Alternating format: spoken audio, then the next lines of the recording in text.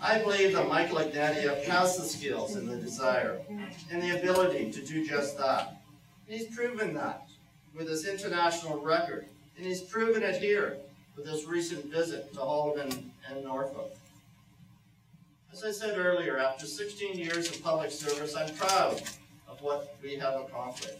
And I say we, because without you, the accomplishments would not have happened in this riding.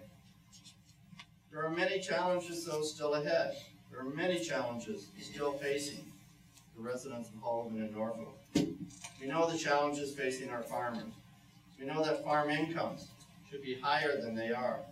Our pork and beef producers are facing economic disaster, and yet the government does nothing.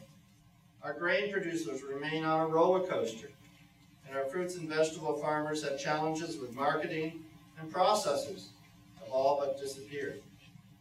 Our local tobacco industry here in Norfolk is now just a shell of what it was when I left office some 5 years ago.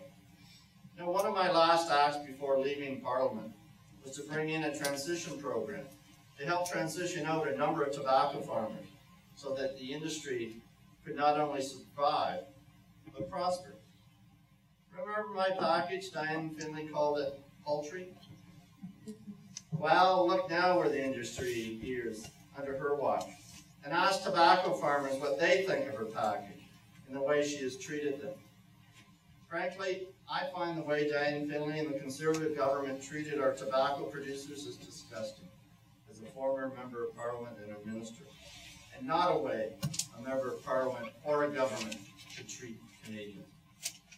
I spent a lot of years going to every small and large agricultural meeting across this riding, almost every conference of the Ontario Federation of Agriculture and the Canadian Federation of Agriculture.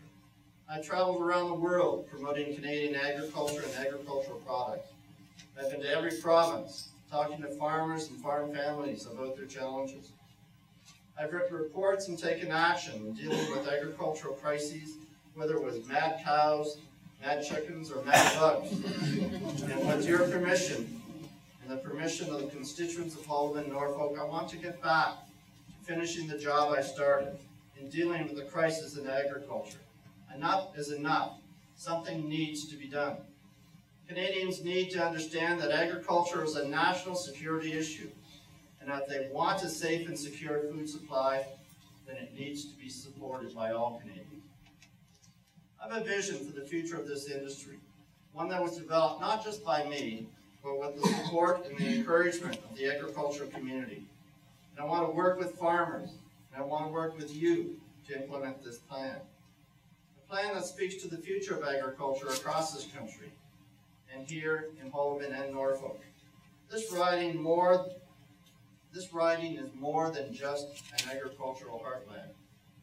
My vision for Haldimand, Norfolk includes not only continuing for farmers and farm families, but more opportunities for off-farm employment through business development and business prosperity, increased investment in our municipal infrastructure, safe and crime-free communities, and better access to a range of services that are of the same quantity and quality as those available to Canadians in larger communities.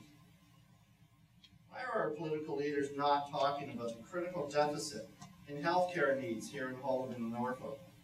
Lack of mental health facilities, higher rates of suicide, diabetes, cancer, and heart disease, lack of family doctors, specialists, and long-term care beds.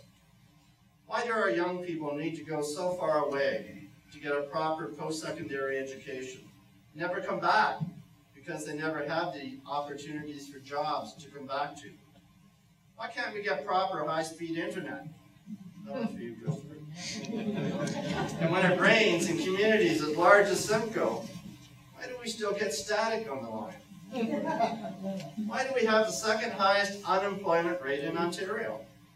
Why did the Harper government allow the sell-off of so many Canadian businesses to foreign companies, including Stelco, without the proper commitments to keep Canadian jobs? What's going on with land claims and the current lack of commitment by the federal government to deal with this issue? Michael Ignatieff is committed to dealing with it. Why can't Stephen Harper? Why can't the federal government stop the illegal manufacture and distribution of cigarettes that has hurt our tobacco industry here in Norfolk? And what about towns like Dunnville and Delhi that have been hit hard by these economic times?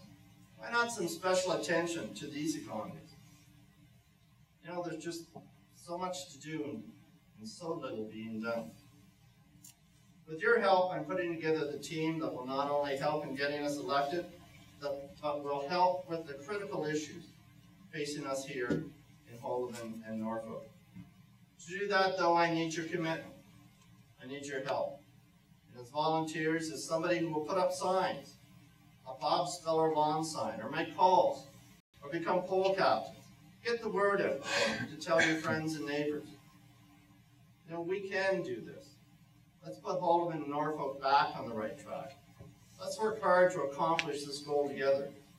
Because together we are stronger, and we will be able to face these challenges and come forward with concrete solutions so that our children and our grandchildren will live in a much brighter future here in Haldimand and Norfolk.